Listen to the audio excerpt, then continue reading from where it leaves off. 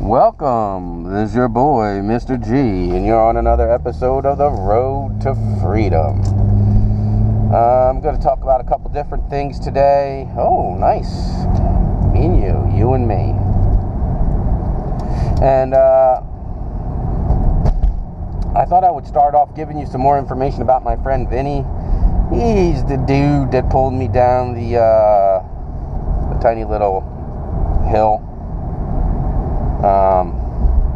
during my two-face skateboard incident. And I could tell you amazing stories about our friendship for hours growing up.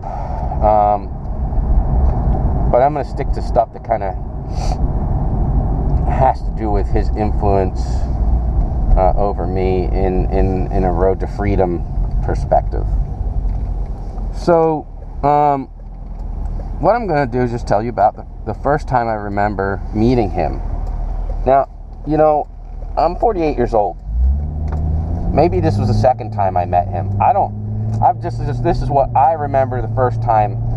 Like, this is like my first memory about him. That red bike I was telling you about, and he would tell you immediately. I mean, he loved that bike. And he would tell you immediately what kind of bike it was. But it was this, like Indian red bike where the top bar of the frame was like kind of like a gas tank of a motorcycle, like small though. And he was just all about that bike. And the first time I remember meeting him, I arrive at this new foster home and get a chance to go outside and play or whatever. So it might have been my second day there. I don't remember if we came early in the morning or in the afternoon, but it was light out when we came. And by we, I mean my brother and I. And I get out there with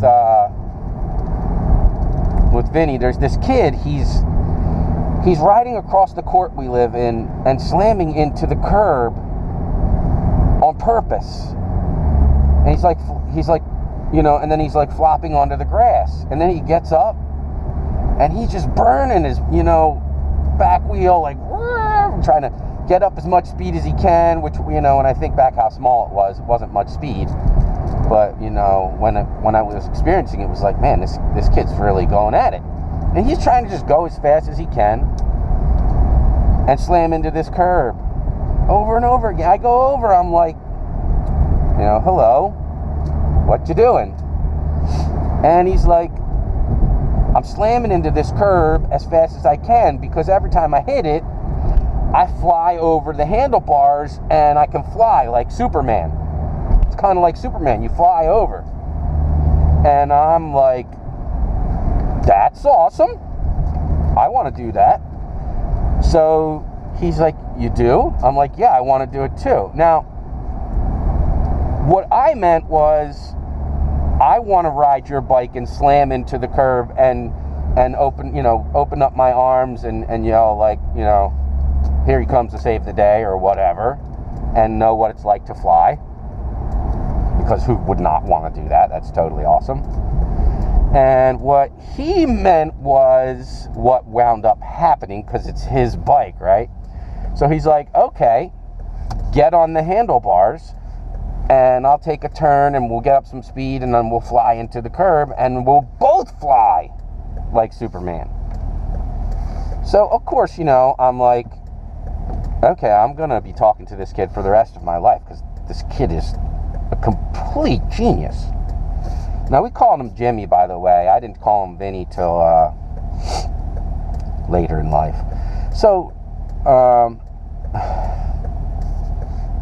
here we go. We're on the bike. I'm on the handlebars.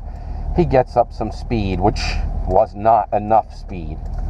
But he goes for it anyway, because that's the kind of kid he was. Like, he's doing it no matter what. And we slam. So we slam into the curb, and I just flop on my face because we don't have enough speed. So I just flop straight on my face. Luckily, there's like that grass patch before you hit the cement of the sidewalk or whatever. So I just flop onto the grass patch or straight on my face, like I don't fly anywhere. There's no Supermaning involved. There's no like calling out, just bam. And because I was weighing down the front of the bike and he hit the front brakes, he comes flying over after me, but he doesn't have enough speed to Superman either. So he just gets to use my body to soak up the fall.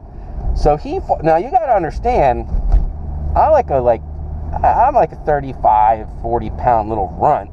I can't have kids just collapsing their whole body weight on me, you know. So he comes over, you know, it's not a Superman at all. It's just more like poof, smashes into me. And then the bike comes over and like hits a good chunk of, you know, left side of him.